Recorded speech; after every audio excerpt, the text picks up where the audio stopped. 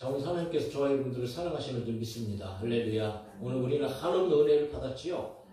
아멘입니까? 저와 여러분들 구원 받았잖아요. 할렐루야. 구원을 어떻게 받았어요? 예수 그리스도의 보혈의 피로 말미암아 우리는 구원을 받았지요. 우리 같은 죄인 구원하시려고 하나님께서 예수님을 보내시고, 예수님께서는 우리를 구원하시려고 십자가에 달리시고 물과 피를 다 쏟으셔서 저와 여러분들을 구원해 주셨다. 구원의 길을 완성하셔서 오늘 그냥 우리는 예수를 믿기만 하면 하나님의 자녀가 되어지고 하나님의 신령한 복을 다 받게 되어지는 그런 하나님의 놀라운 은총을 받은 사람들이다.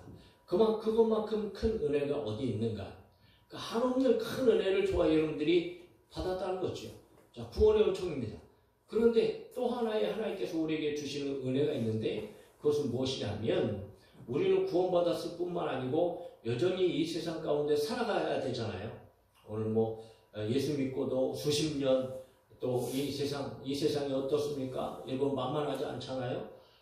가지각색의 일들을 만나고 어려움들을 만나고 힘들고 고통스러운 세상, 그야말로 어둠의 세상 가운데 믿음의 사람들이 살아갈 때에 그저 형통한 것이 아니잖아요.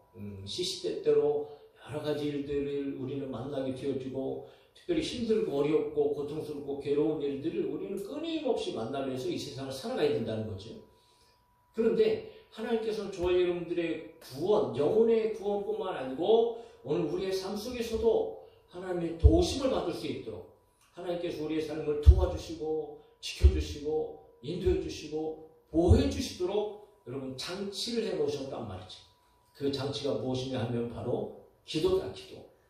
우리는 이 일을 해결하려면 이렇게 해야 되고 저 일을 해결하려면 저렇게 해야 되고 하는 세상의 어떤 이런 사람들의 노력과 어떤 자기의 어떤 이런 노력들을 그렇게 하면서 살아가지만 영적인 방법으로는 그런 것이 아니고 이 일을 해결하든지 저 일을 해결하든지 하나님 앞에 기도하라. 그럼 우리 여러분 하나님의 기도는 이 부흥 강사들이 그런 얘기를 하잖아요. 하나님께서 우리에게 주신 기도는 만능 열쇠 같다. 만능 열쇠. 호텔에 가면 방들이 참 많죠. 그 방에 각각의 키들이 있어야 방에 들어가잖아요. 그런데 사장이나 아니면 카운터를 보는 그런 사람들은 이게 특별한 키가 있다. 특별한 키, 만능 키라고 그러잖아요. 그래서 그거는 호텔에 있는 모든 방을 다 열 수 있는, 한 장만 가지고 열 수 있는 기도가 마치 그것과 같다. 그러니까 우리의 삶의 모든 문제들을 해결하는데 여러분 우리가 기도하면 하나님께서 그 기도를 통해서 우리의 문제들을 해결해 주시고 우리를 도와주시고 지켜주신단 말이죠. 그러니까 기도하는 것은 하나님께서 우리에게 주시는 어마어마한 은혜의 일이고 선물이라는 것을 저와 여러분들이 믿을 수 있기를 주의 이름으로 축복합니다. 그래서 우리는 여러분 기도하면서 살아야 되는 거죠. 기도하면서. 오늘 예수님께서 참 여러 가지를 가르치시는 과정 가운데에 또 기도에 대한 말씀을 여러 번 하셨어요. 그리고 오늘 본문도 역시 마찬가지죠. 예수님께서 비유를 들으면서 예를 들으시면서 기도에 대한 말씀을 하시고 계시다는 거지. 그래서 오늘 예수님의 말씀을 통해서 이 가르침의 말씀을 통해서 정말 저와 여러분들이 우리는 믿음의 사람이니까 기도하면서 살아야 돼요. 그러면 기도하면서 살면서 기도한다는 것은 뭘 의미하는가? 응답받기 위해서 기도하는 거잖아요. 할렐루야. 응답을 위해서 기도하지 기도하면서도 응답을 회피하고 응답 올 것을 기대하지도 않는다면 그 기도는 모두 다 헛된 기도고 잘못된 기도가 되어질 수밖에 없죠. 그러나 우리는 하나님께서는 반드시 응답하시는 분이시므로 그 하나님 앞에 우리가 기도하면 그러면 저희들의 삶 속에서 놀라운 풍요로운 그런 축복의 삶을 살아가게 되어진다 라고 하는 것을 예수님께서 말씀하시는데 그런 기도의 중요성을 오늘 예수님께서 오늘 본문을 통해서 저희 여러분들이 가르쳐 주시고 계십니다. 자, 한번 내용을 한번 살펴봅시다. 먼저 여러분 두 부류의 사람이 나오는데 첫 번째는 재판장이 나와요. 예수님의 말씀 속에서. 그런데 그 재판장이 어떤 사람이냐 하면 바로 예수님 말씀하시잖아요. 하나님을 두려워하지 않는 재판장입니다. 2절에 보면 그러니까 하나님을 두려워하지 않는다는 것은 하나님을 섬기는 재판장이 아니에요. 하나님을 경외하는 재판장이 아니죠. 하나님을 존경하거나 하나님을 공경하는 재판장이 아니에요. 그러니까 하나님이 없이 살아가는 재판장인 거지요. 오히려 하나님보다 더 높은 그런 어떤 권력, 세상의 어떤 이런 명예를 가지고 하나님을 무시하는 그런 재판장이었다는 거예요. 그뿐만이 아니고 여러분 예수님의 말씀에 의하면 2절에 또 재판장은 사람을 무시하는 재판장이다 이렇게 얘기해요. 굉장히 권력이 높지요. 재판장이라 하면 법관 아니겠어요? 오늘날도 뭐 우리가 이런 법정에 있는 사람들을 보게 되어지는데 굉장히 권세가 뭐 등등하지요. 그런데 여러분 사람을 무시한다. 이게 참 인격적으로 굉장히 질이 안 좋은 그런 재판장이겠죠. 그러니까 자기 자신 외에는 모든 사람들을 아주 뭐 하찮게 생각하는, 뭐 자기가 최고인 거죠. 다른 사람들을 얕잡아보고 깔보고 멸시하는 이런 재판장이었다는 거죠. 그러니까 인격적으로도 굉장히 문제가 있는 재판관이에요. 그런데 또한 6절에 예수님께서 불의한 재판장이라고 얘기하는 것을 보면, 말씀하시는 것을 보면 이 불의하다는 것은 그야말로 여러분 부정한 재판장이라는 거예요. 그러니까 이게 정상적으로 재판하는 재판장이 아니라는 거예요. 그러니까 이 권력을 가지고 뭐 돈을 갈취하기 위해서 또 어떤 이 자기의 유익을 위해서는 판결까지도 부정적으로 그렇게 하는 재판장이었다라는 거죠. 이게 참 이게 가관이 아닌 거예요. 그러니까 오늘날도 우리 얼마 전에 이제 큰 뭐 재판이 있었잖아요. 그 재판에서 나온 재판장의 그 재판 결과가 얼마나 막 얼토당토 않은, 아무리 상식적으로 생각해도 일반 사람들이 생각해도 그렇게 판결을 내려서는 안 되는데, 참 이게 뭐 말도 안 되는 그런 결과로 유죄인 것을 무죄로 바꿔버리는, 이거 어떤 이유에서 그랬는지는 뭐 잘 알지 못하겠지만 어쨌든 굉장히 불공평한 재판을 하고 있는, 그러니까 재판장이라 그래도 여러분 정말 상식적이고 그리고 정의와 공의의 입장에서 또 국민을 위해서 다수를 위해서 그렇게 정의롭고 공의롭게 재판을 해야 함에도 불구하고 그렇지 않은 사람들이 너무 많은 거예요. 참 문제인 거죠. 오늘 우리는 무엇보다도 여러분 나라 민족을 위하여 기도하면서, 물론 대통령을 위해서도 기도하지만 정치인들과 법관들을 위해서도 우리는 기도해야 되겠다.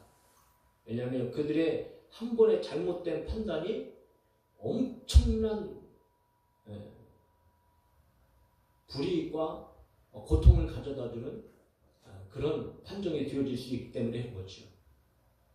하여튼 그것은 뭐 세상에 오늘날 우리가 당면한 일이라 할지라도 당시 예수님께서 말씀하시는 재판관이 바로 그런 재판장이었다는 거죠.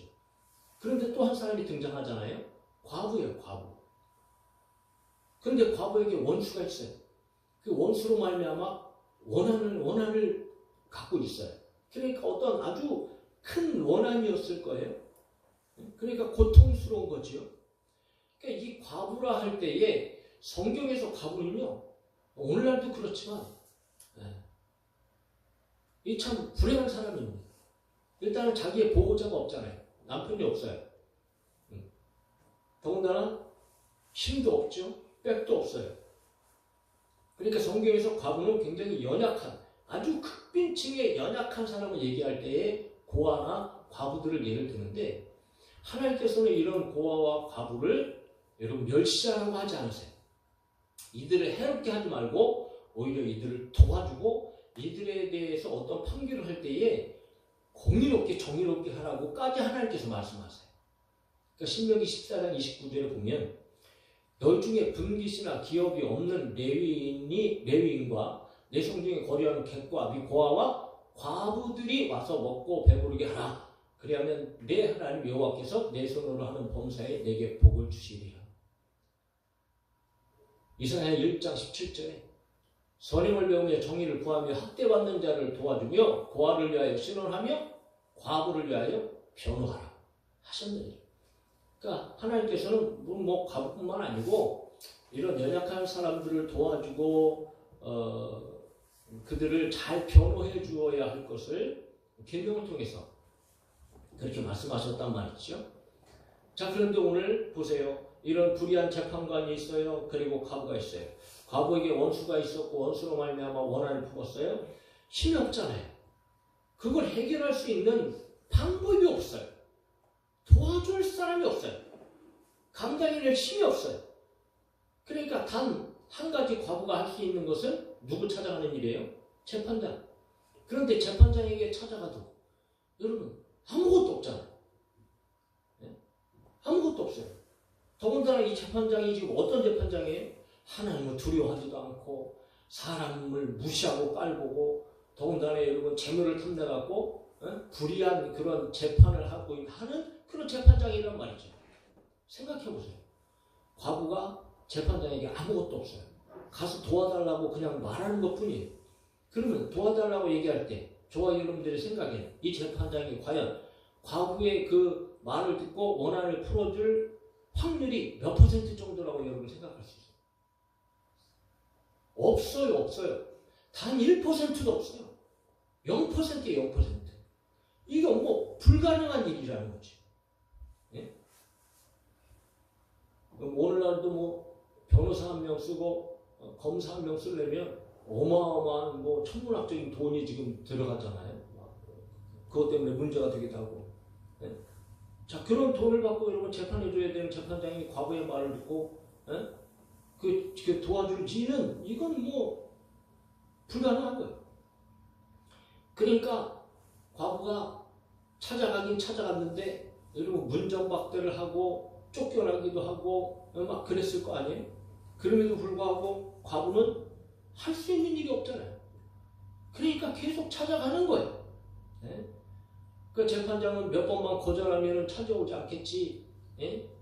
때로는 막 수치스러운 일도 막 당하고 막 경멸하고 저와 여러분들 같으면 우리가 여러분 힘들고 어렸을 때 우리는 그런 경험을 하잖아요. 힘들고 어려웠을 때 누구를 찾아가서 도움을 요청하면 그냥 정중하게 거절하는 것은 뭐 그렇다 쳐도 어떤 사람들은 그렇지 않고 아주 뭐 경멸하면서 우리들을 막 그냥 막 차버리듯이 그렇게 우리들의 도움을 거절할 때에 얼마나 자존심이 상해요. 정말 마음에 사무치죠. 그것으로 또 상처를 받고 또 그것으로 또 괴로움을 받고 그러잖아요.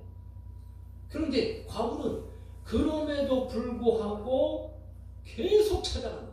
계속. 네. 그러니까 나중에는 얼마나 찾아갔는지를 알 수 없지만 나중에는 재판장이 어떤 생각을 하게 되어지느냐 이렇게 생각을 하는 거예요. 4절부터 5절입니다. 그가 얼마 동안 듣지 아니하다가 후에 속으로 생각하되 내가 하나님을 두려워하지 않고 자기 입으로 얘기하지요. 사람을 무시하나 이 과부가 나를 번거롭게 하니 내가 그 원한을 풀어주리라. 그렇지 않으면 늘 와서 나를 괴롭게 하리라 하였느니라. 그러니까 이게 뭐 한두 번이 아니고 계속 찾아와서 문을 두드리고 또 어떨 때는 여러분 출근 시간에도 찾아오고 또 어떨 때는 퇴근 시간에도 찾아오고 그랬겠죠. 다짓가랭이 붙잡으면서 도와달라고 내 원한을 풀어달라고 아마 그랬을 것 같아요. 자주 그랬다는 거죠. 그러니까 끊임없이 포기하지 않고 찾아간 거예요. 그러니까 가만히 생각해 보니까 재판장이 뭐 얼마든지 내가 안 들어주고 뭐 나는 하나님을 두려워하지도 않고 사람을 무시하는 사람인데 그럼에도 불구하고 이게 너무 번거로운 거예요. 심지어는 자기가 일상적인 생활을 하는데에도 이게 막 이 일상적인 모든 업무가 이게 깨질 것 같은 어떤 이런 괴롭힘을 당하는 것처럼 재판관이 느끼게 되어졌다는 거죠. 그러니까 이거 뭐 어떻게 죽일 수도 없고 살릴 수도 없고 어떻게 뭐 방법이 없어요. 그러니까 결국은 속으로 생각하면서 말하는 거예요. 이게 도대체 안 되겠다. 이게 내가 돌아버리겠다. 내가 미쳐버리겠네. 그러니까 이 과부의 원한을 내가 풀어주리라 라고 얘기했다라는 거죠. 이게 놀라운 일 아니겠어요? 그런데 이런 비유를 들으면서 예수님께서 오늘 6절에 주께서 이르시되 불의한 재판장의 말을 너희들이 들어봐라 라고 얘기하면서 이제 기도에 대한 예수님의 핵심의 내용을 말씀하십니다. 사랑하는 성도 여러분, 우리는 어차피 믿음의 사람입니다. 믿음의 사람들은 기도하면서 사셔야 됩니다. 할렐루야. 저와 여러분들이 기도하는 사람이 되실 수 있길 주의 이름으로 축복합니다. 그런데 기도할 때 언제 기도하는가? 어떻게 기도하는가?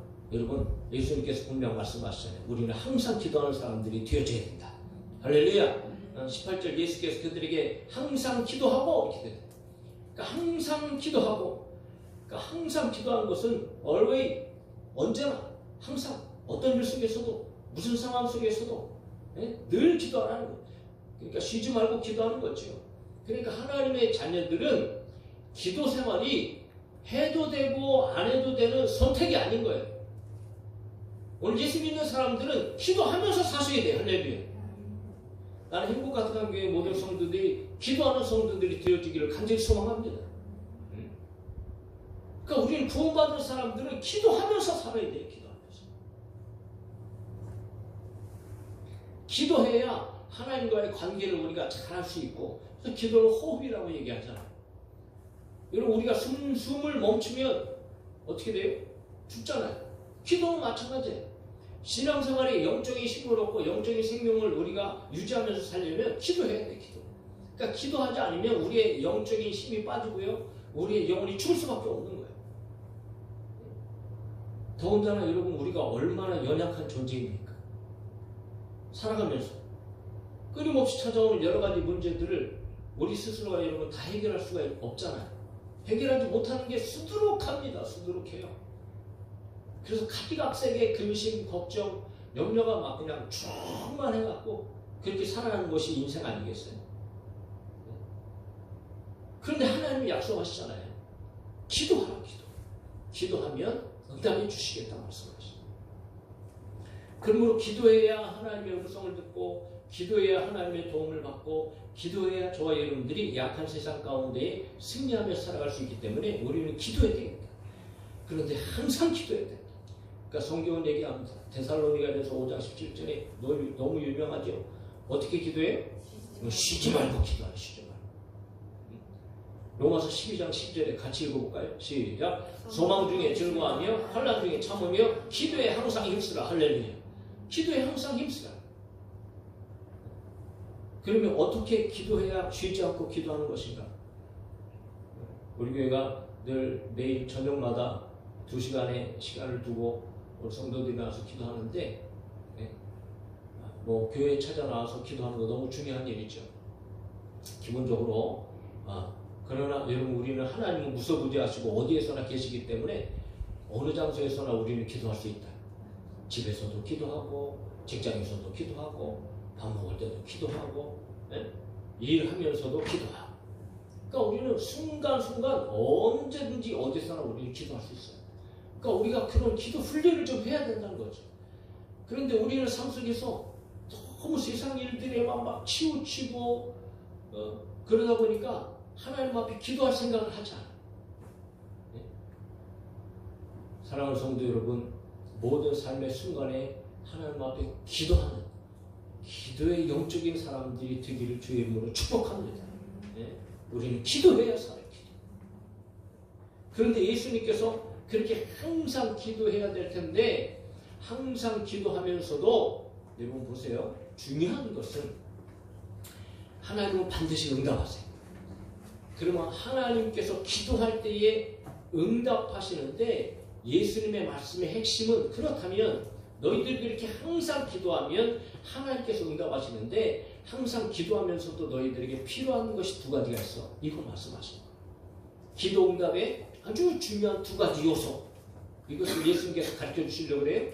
그래서 저와 여러분들은 오늘 말씀을 꼭 가슴에 새기시고, 오늘 우리가 기도 생활에 있어서 반드시 이 2가지를 가지고 여러분들이 기도하셔서 여러분 놀라운 응답과 축복의 성도들이 되기를 주님의 이름으로 축복합니다.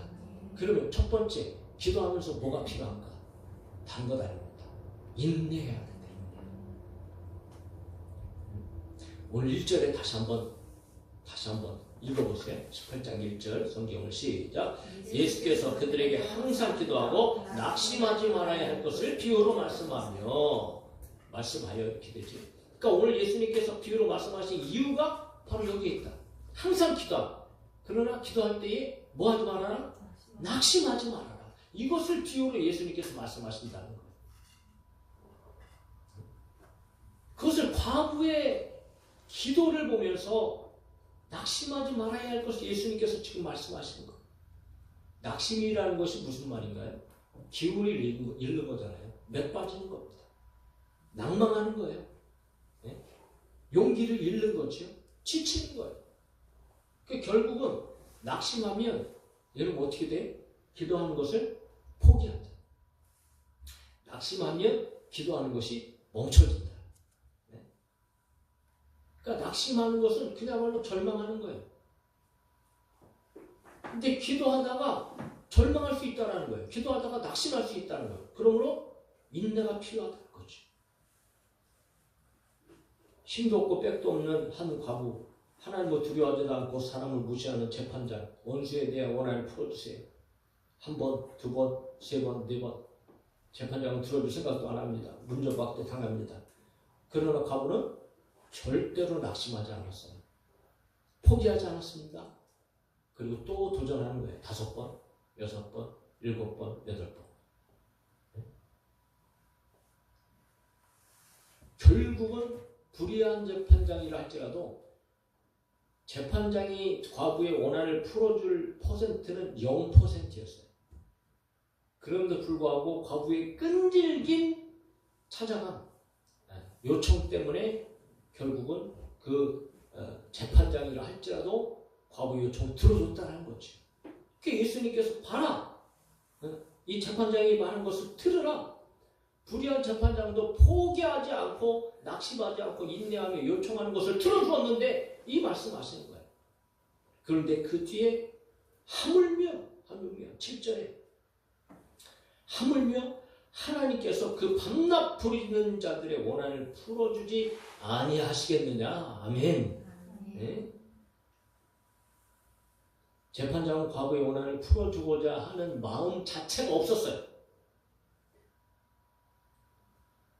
그리고 재판장과 과부는 아무런 사이도 아니에요. 오히려 멸시하는 사람이지. 그런데 여러분 하나님 앞에 기도한 하나님의 자녀들과 우리 하나님의 관계를 한번 보세요. 밤낮 부르짖는 택하신 자들이라고 얘기해요. 택하신 자라는 건 뭐예요? 하나님께서 사랑하는 사람들. 하나님의 자녀들이고 하나님의 백성들이라는 거죠. 이건 재판장과 과부의 관계와 하나님과 우리의 관계가 완전히 다른 것을 알게 되었잖아요. 네? 우리는 하나님 앞에 나가는 거예요. 우리는 우리의 아버지 앞에 나가는 거예요. 할렐루야. 더군다나 우리가 부르짖는 것은 언제 부르짖어요? 그 밤낮 부르짖는다고 얘기했어요. 여러분 과부는 어떻게 찾아갔다 그래요? 성경에 자주 찾아갔다 그러잖아요. 자주 갔다 그래요. 자주란 말은 도대체 며칠에 한 번 정도를 얘기하는 걸까요? 분명 하루 걸러 한 번, 이틀 걸러 한 번, 3일 걸러 한 번, 그래도 계속 찾아가면 자주라고 얘기할 수 있죠. 어떻게 보면 우리가 한 달에 한 번씩만 계속 가더라도 1년을 보면 자주라고 얘기할 수 있잖아요. 그러니까 이 과부는 그렇게 재판장을 끊임없이 찾아간 거예요. 그럼에도 불구하고 재판장이 자기의 삶이 굉장히 불편하니까 들어준다고 얘기하잖아요. 그런데 하나님의 자녀들은 언제 기도해? 밤낮 기도해요. 그러니까 항상 기도한다. 밤낮. 네? 밝든지 어둡든지 아침이든 저녁이든 언제든지. 그러니까 우리는 항상 기도하는 게 굉장히 중요한데 하나님의 백성들은 그렇게 밤낮 기도한다는 밤낮. 네? 그러므로 밤낮 기도하면서 여러분 반드시 우리에게 필요한 것은 낙심하지 말고 인내해야 된다는 거죠. 하루 이틀 사흘 나흘 한 달 두 달 1년 2년 10년 20년이라 할지라도 저희 여러분들의 기도가 멈춰지지 않고 여러분 낙심하지 않고 끝까지 기도하는 성도들이 되어질 수 있기를 바랍니다. 할렐루야. 왜 낙심하지 않아야 되는가? 낙심할 일들이 있기 때문에 그래요. 낙심할 수 있는 일들이 몇 가지가 있어요. 그럼 뭐냐 하면 여러분 기도해도 당장 우리에게 응답되는 게 아니잖아요. 때로는 당장 응답되는 것도 있습니다. 아멘. 네, 급하게 하나님께서 며칠 안에 또 몇 달 안에 이렇게 응답해 주신 것들도 있어요. 그것들도 많이 있습니다. 그러나 때로는 여러분 긴 시간이 필요한 기도들이 있어요. 늦어진다는 거지 응답이. 그러니까 늦어지니까 이게 답답하잖아요. 깝깝하잖아요. 기도하는데 아무것도 안 보여. 아무것도 안 들려. 그리고 응답이 굉장히 안 오는 것 같아. 그러니까 늦어질 수 있으니까 우리는 낙심하면 안 된다. 그래서 기도하다 보면 이게 도대체 응답 받는 건가? 또 어쩌면 기도할 때 하나님께서 내게도 안 들어주시는 것보다 그렇게 여러분 하나님께서 거절하는 것 같은 그런 느낌을 가질 때도 있어요. 그러니까 기도하다가 그런 느낌을 가지면 어떻게 돼요? 낙심하게 된단 말이에요. 그럼에도 불구하고 인내하고 참아야 된다. 때로는 기도하다 보면요 오히려 더 안 좋은 일들이 막 터지네. 막 이 문제 해결해 달라고 기도하는데 오히려 이게 꼬이고 더 큰 문제가 막 일어나고 막 그런 일들이 있어요. 대부분 사람들은 그럴 때 다 낙심합니다. 다 포기해요. 다 절망합니다. 에라이 끝났다. 그리고 여러분 기도를 멈추고 기도를 포기한다. 오늘 저와 여러분들이 분명히 아셔야 돼요. 그럼에도 불구하고 우리는 낙심하지 말고 여러분 끝까지 기도해야 된다. 끝까지. 때로는 사단 마귀의 방해가 있어요. 마귀가 얼마나 우리의 기도의 응답에 여러분 시기를 느끼는지 그렇게 방해한단 말이죠. 이렇게 여러 가지 요소를 통해서 우리는 얼마든지 낙심할 수 있다는 거죠.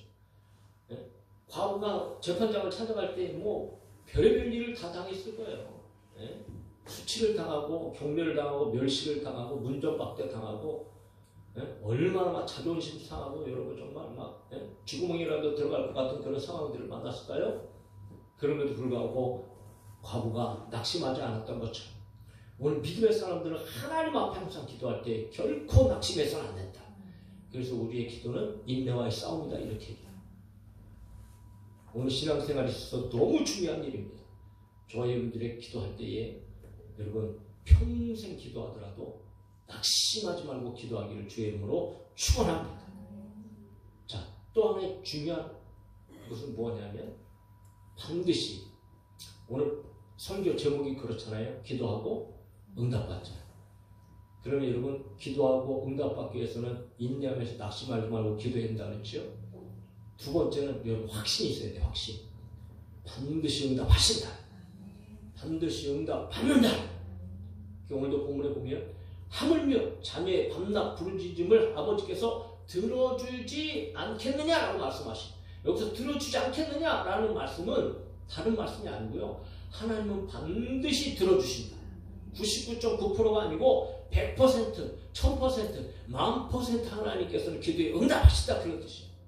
왜냐하면 하나님은 우리가 생각한 것보다도 더 아름답게, 더 크게, 더 풍성하게 응답하시는 분이기 때문에 그렇다. 그래서 8절에 강조하면서 얘기했잖아요.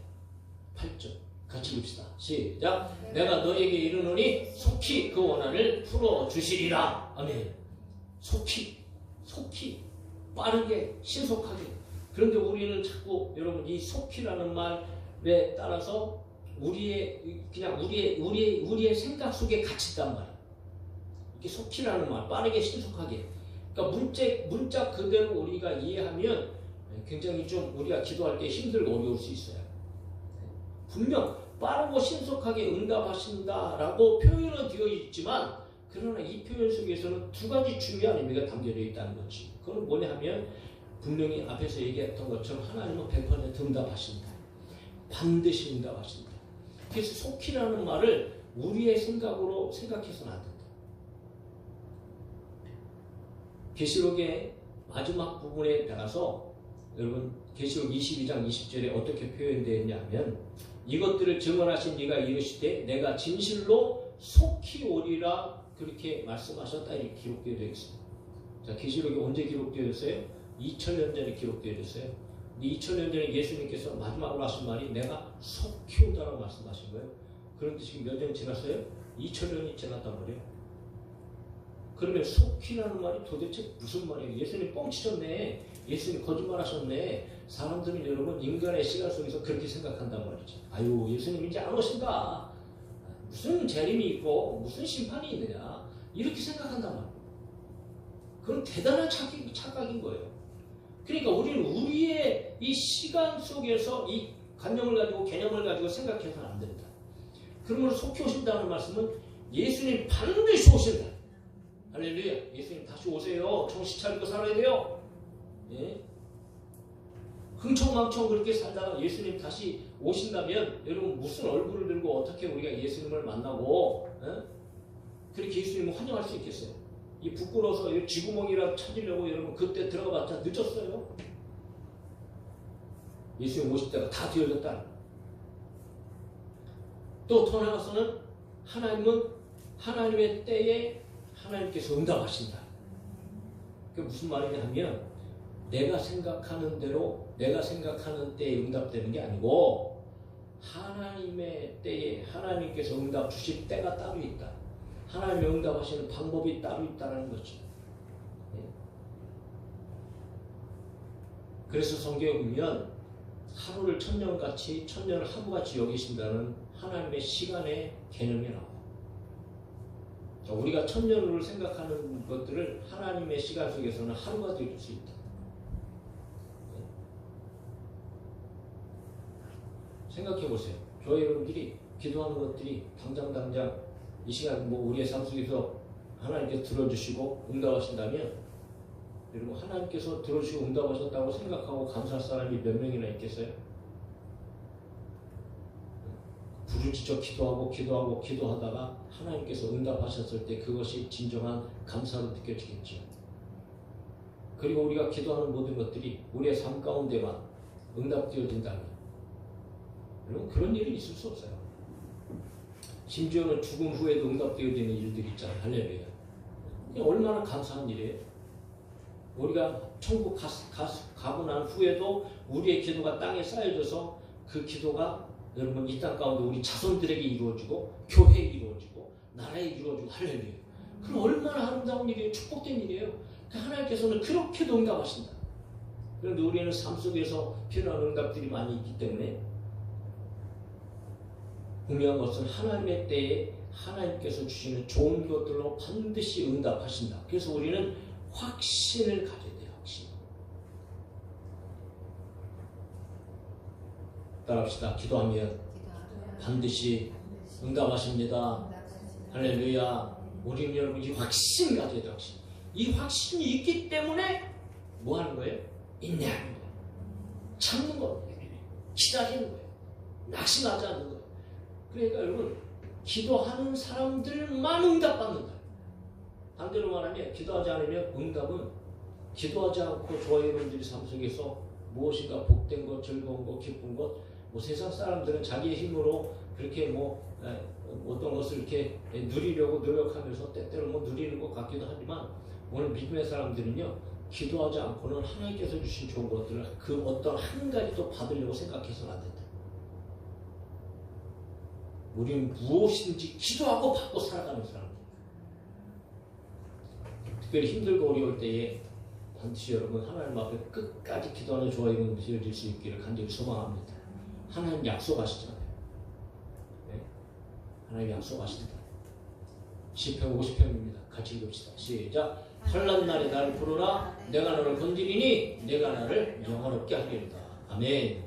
힘들고 어려울 때에는 부르짖어 끊임없이 기도하고 인내하며 확신을 갖고 기도하면 하나님 응답하십니다.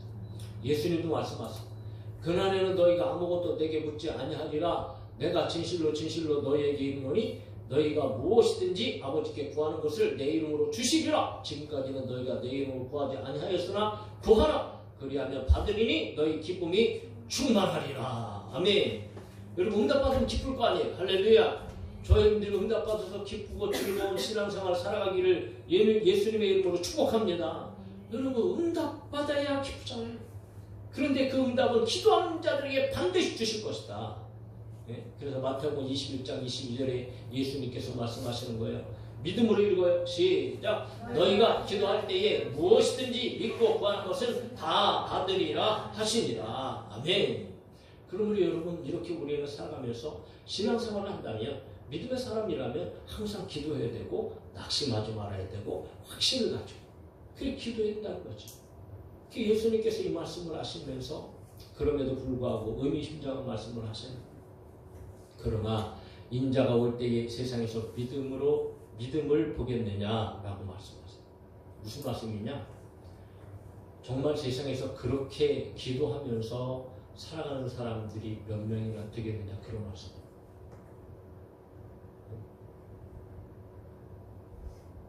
분명히 성경은 약속하잖아요. 기도하면 응답하신다. 낙심하지 말아가지고. 왜 낙심하고 포기하고 좌절하고 쓸데없는 일들 하고 세상으로 돌아가고 믿음을 포기하고 신앙을 포기하고 교회를 떠나고 왜 그렇게 사냐? 분명히 낙심하지 않고 끝까지 믿음으로 기도하면 하나님께서 주시는 것은 여러분 더 좋은 것들로 분명히 역사하십니다. 그런데 그렇게 기도하는 사람들이 도대체 몇 명이나 있겠느냐? 그렇게 예수님을 믿고 하나님을 믿고 기도 생활하고 그렇게 살아가는 사람들이 도대체 몇 명이나 있겠느냐? 오늘 우리는 기도하면서 여러분 응답 받은 게 많아요? 응답 받지 못한 게 많아요? 응답 받았는데도 응답 받은 것을 알지도 못하며 살아가는 것이 너무 많고요. 대부분 우리 기억 속에서는 응답 못 받은 것이 많다고 이렇게 얘기할 겁니다. 그래서 응답 못 받은 것들은 포기한 일들이 있을 수도 있어요. 그러나 저와 여러분들이 다시 힘을 낼 수 있기를 주의 이름으로 축복합니다. 여러분 기도하셔야 됩니다. 기도해야 삽니다. 기도하면 하나님 반드시 응답하시고 우리의 삶을 지키시고 우리 교회도 그리고 여러분의 가정도 우리 성도들도 이 나라 민족도 하나님께서 역사하셔서 보호해 주시고 지켜주시고 문제마다 해결해 주시고 저와 여러분들이 세상을 이길 수 있는 능력을 주실 줄로 믿습니다. 그러므로 우리는 기도하고 응답받고 살아가는 성도들이 되어져야 한다는 거죠. 오늘 행복 가득한 교회 모든 성도들이 나는 정말 기도하는 성도들이 되기를 간절히 소망하고 기도해서 응답받았어요. 여러분 자랑하세요. 간증하시고 나에게 이렇게 축복해 주시고 역사해 주셨다고. 그래서 저희 분들의 삶이 하나님께 영광 올려드리고 오히려 우리의 삶이 예수 그리스도를 증거하는 삶이 되어질 수 있기를 예수님의 이름으로 축복합니다.